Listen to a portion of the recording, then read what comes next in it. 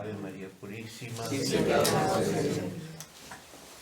Evangelio de Marcos. Hoy Jesús escucha estas palabras. ¿Cómo vamos a despedir esta gente que se va a morir de hambre?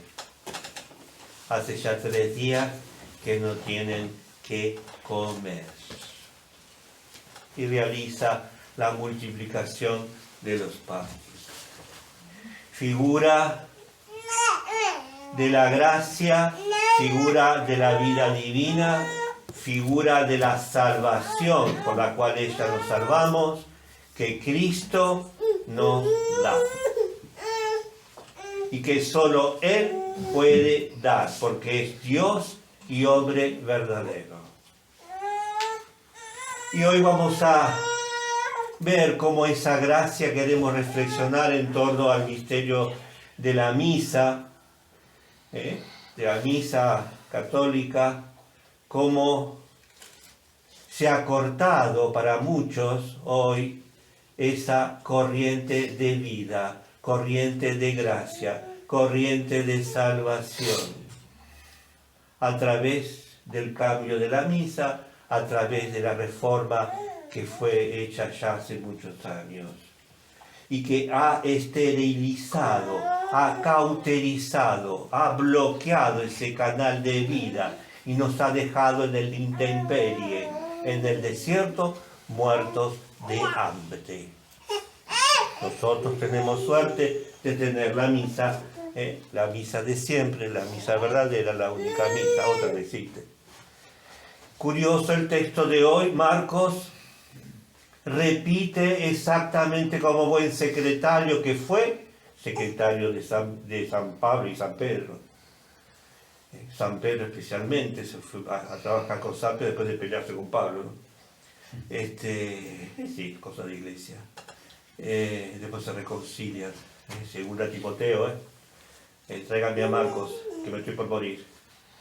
Quiero reconciliarme con él, Bueno, el buen Marcos, por supuesto, fue a verlo. Es decir, Marcos escribe hoy el texto, pero ¿de dónde escuchó este texto si no estuvo en esa multiplicación? Lo escuchó de la predicación del primer papa, la predicación de San Pedro en Roma. Recoge el Evangelio de Marcos propiamente, es la predicación del primer papa. Y escuchamos este texto de hoy de la multiplicación de los panes. Y vamos a reflexionar qué necesidad hay para que haya un buen canal de gracia, de vida, y no muramos en el desierto a través de la misa. 4 verdades fundamentales. 4 verdades fundamentales. Primera, que haya sacerdote y altar, verdadero y único. Los del Antiguo Testamento eran preparación, eran figura, eran signos, eran símbolos. Es decir, todo eso nos ayuda para entender lo que en verdad se realiza en Cristo, sumo y eterno sacerdote. Cristo es verdadero sacerdote y altar, y víctima, las 3 cosas.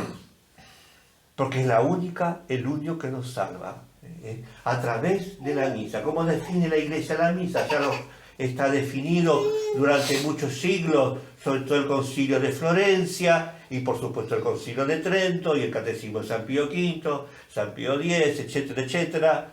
¿Qué es la Santa Misa? La Iglesia nos enseña, que es lo que enseñó siempre, la misa es la actualización aquí y ahora del único sacrificio de Cristo en el Calvario. En este momento estamos misteriosamente en presencia del Calvario. ¿Cuál es la diferencia entre la misa y el Calvario? En que en uno hay derramamiento de sangre y en otro no. Es lo mismo. Es lo mismo. Es el mismo sacrificio de Cristo que se hace presente, porque es Dios, está fuera del tiempo, no tiene tiempo, pero entra en el tiempo a través de los sacramentos, que son materiales, pero que entran en el tiempo, entran en la historia, pero vienen de Dios, que no tiene tiempo. Por lo tanto, estamos en el Calvario y estamos en el manantial, mucho más alimentados que hoy en el Evangelio de Marcos. La multitud recibió peces y panes, que eran símbolos. Nosotros recibimos realidades, no símbolos, realidades de la vida eterna, la vida divina, la vida del Calvario. 4 cosas. Entonces, primero, sacerdote y altar. Cristo es el verdadero sacerdote y el verdadero altar. Lo demás son figuras. ¿Es verdad? ¿Y dónde se hace presente? En la misa a través del sacerdote. El Padre Enrique desaparece. Por eso la misa es cara a Dios. ¿Por qué? Porque es lógico, porque si es Cristo que se lo ofrece al Padre, entonces ¿a quién le va a dirigir la ofrenda? A Dios, no a la gente. Entonces es lógico y natural que el sacerdote mire a Dios, como toda la gente, todos miramos hacia Dios, hacia el Padre. Cristo se hace presente en la persona del sacerdote, en persona a Cristo. Y curiosamente, antes del cambio de la misa por Pablo VI del 69, el 68 había liquidado el sacerdocio, que ya lo vamos a hablar un día, no podemos decir tanta cosa. Pero bueno, algo vamos a decir de la misa, sí, brevemente, perdónenme. Pero ya en el 68, con la reforma del pontifical, que es el libro donde están todas las ordenaciones de obispos, de presbíteros, de diáconos, consagración de altar, de vírgenes, etc., un montón de ritos, se cambió todo eso. Eso se cambió. En el 68. Después de liquidar la guillotina, la raíz, no hay sacerdote, pero todavía hay los sacerdotes en el 69 válidos, todavía hoy hay, todavía, válidos con el rito antiguo, con el pontifical antiguo, con las oraciones antiguas, con la intención antigua, con lo de siempre. Gracias a Dios la iglesia sigue estando, sí. Pero con el nuevo pontifical, aput, se mató la raíz. Después vamos a explicar un día. Pero hoy vamos a hablar de la misa. Al año siguiente, del 69, Jueves Santo del 69, se edita la edición típica del Novus Ordo Missae, la institución de la misa de Pablo VI. Y esa misa tiene muchísimos errores, que no es misa, precisamente. ¿Cómo define Pablo VI la misa? Fíjense lo que dice Pablo VI en el documento de creación textual. Dice las siguientes palabras. ¿Qué es?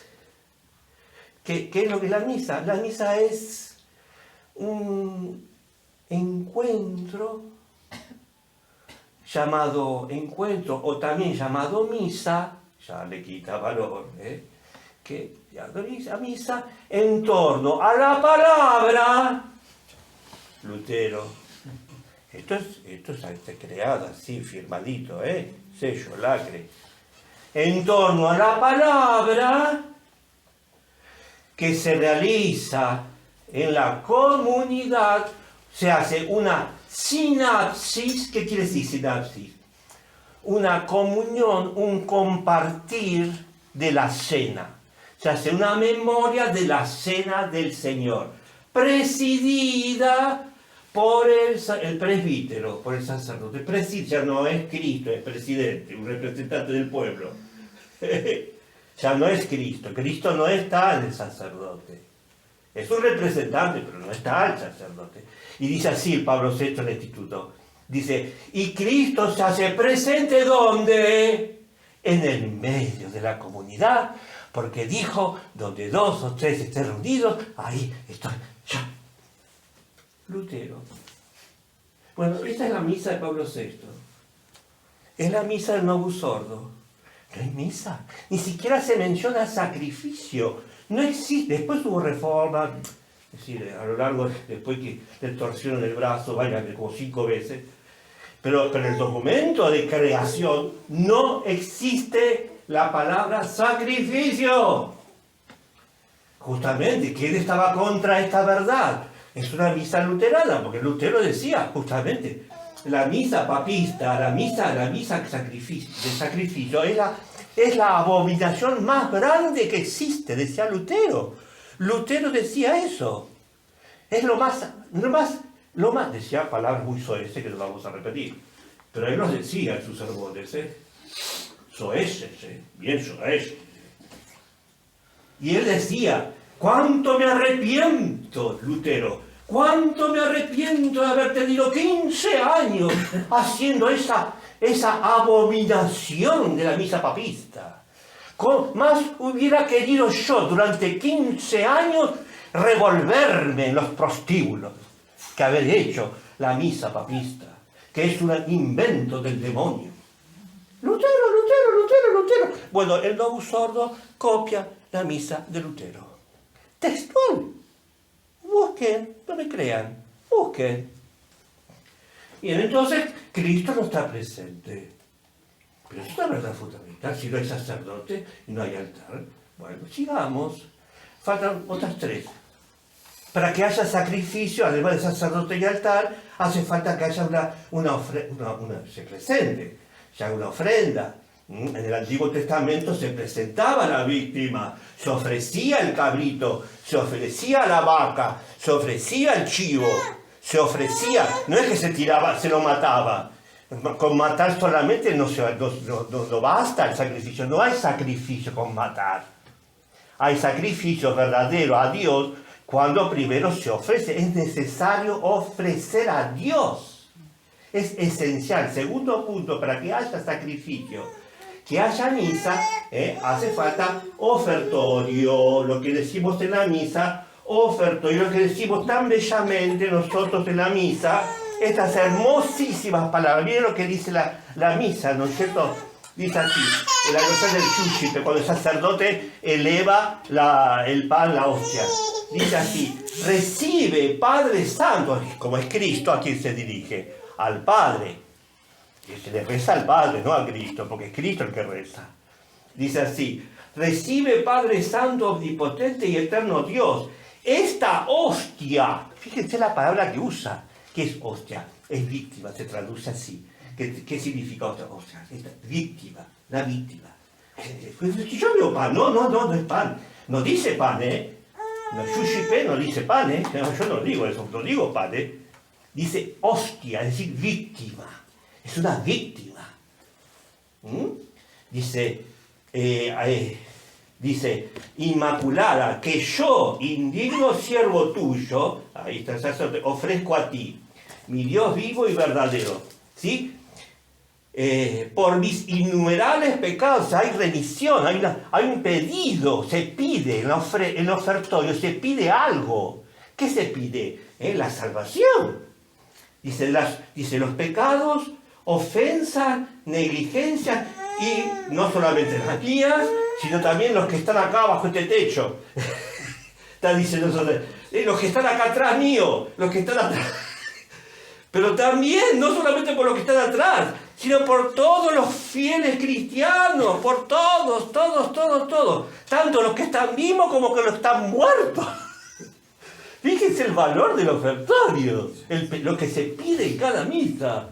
Dice, ¿para qué? Para que, dice, nos aproveche a mí, Enrique, y a ellos. Fíjese. Ahora, ¿qué dice la misa de Pablo VI? Dice así, que ya no hay más ofertorio, además. No dice, no hay más ofertorio. ¿Qué se dice en la misa? Primero que no hay sacrificio, tampoco hay ofertorio, no hay ofertorio, no se dice el ofertorio, no. Dice exactamente el misal, dice presentación de dones. Es terrible esto. ¿Qué vas a presentar a Dios? ¿Qué vas a presentar a Dios? De dones. ¿Qué dones? Bien lo que dice la misa de Pablo VI. Bendito sea el Señor Dios del universo por este pan y este vino que os ofrecemos, fruto de la tierra y del trabajo del hombre, el cual se convertirá para nosotros en pan de vida y salvación. O sea, fíjense, analicemos lo que dice, pues está rico. Analicemos lo que dice, Analicemos lo que dice la misa. Primero, se ofrece pan y vino. No hay víctima. Punto. Pan y vino. No hay hostia. Primero, pan y vino. Recuerden, Es esto. Y dice, a ti no se lo ofrece al Padre, al Dios del universo. ¿Les suena eso un poquito al Dios del universo? Díganme ustedes lo que ustedes saben. Ustedes saben mucho, Hay algunos que saben, Busquen en la Biblia dónde aparece Dios del universo, Rey del universo. Busquen en la Biblia. En la de Valera sí, los protestantes están. Sí, sí. Pero busquen la original, la Vulgata o la hebrea, la de Jerusalén o la de Straubinger. Busquen donde dice Dios del universo. No existe esta palabra. No existe. No existe. Pero ¿cómo pusieron esa palabra? ¿De dónde sacó la Roma apóstata? ¿De dónde sacó esta palabra? Ahora vamos a ver. Averigüemos y nos dice del judaísmo talmúdico. ¿Qué quiere decir esto? Brevemente, rapidito, porque no quiero detenerme.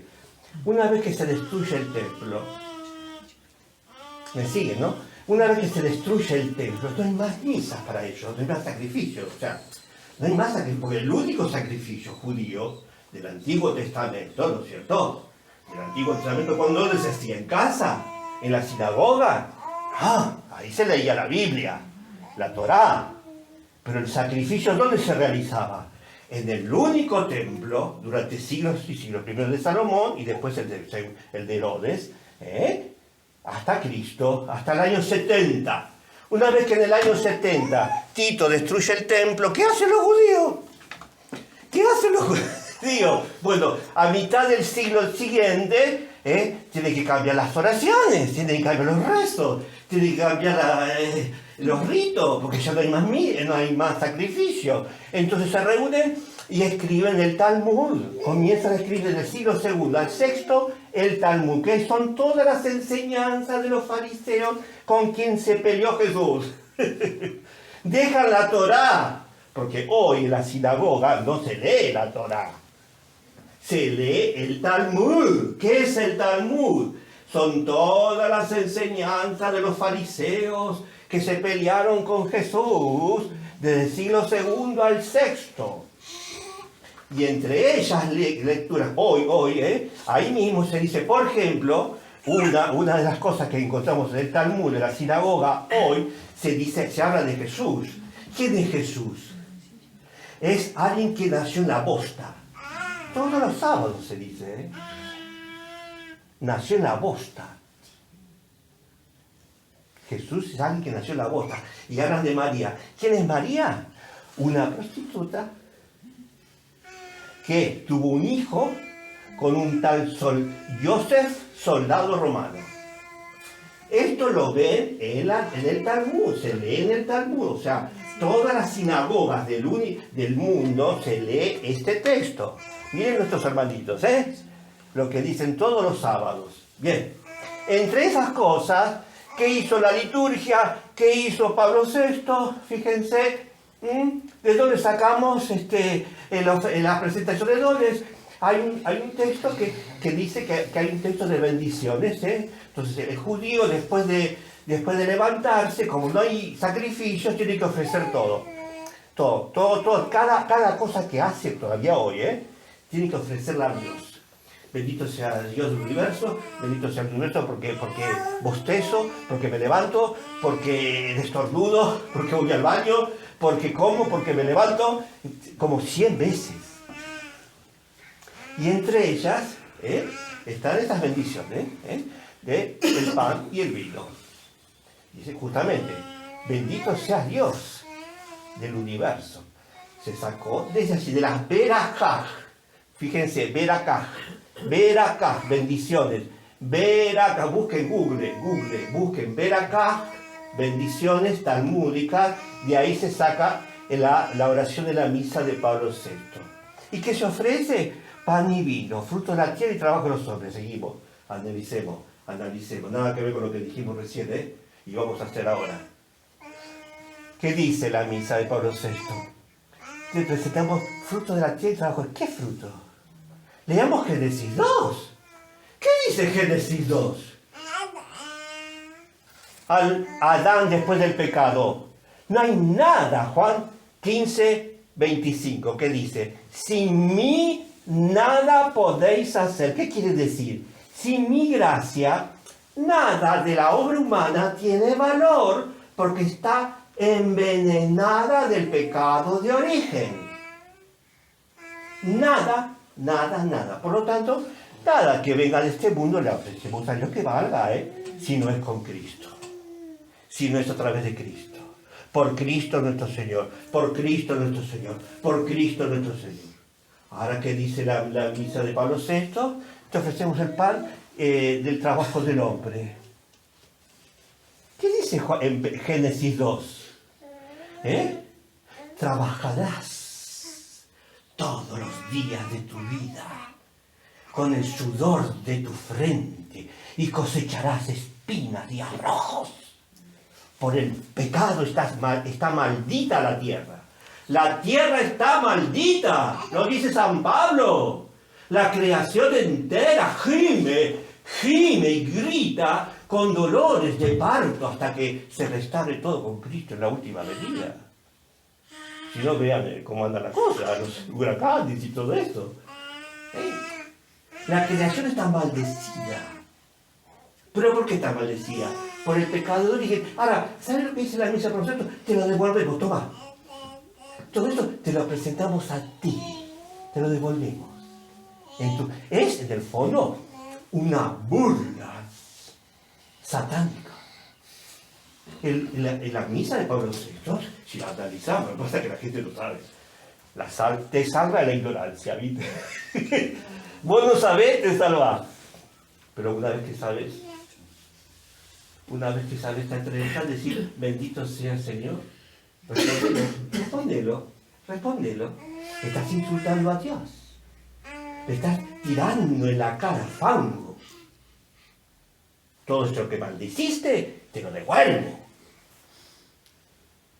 Es una burla. Queridos hermanos, el ofertorio es esencial.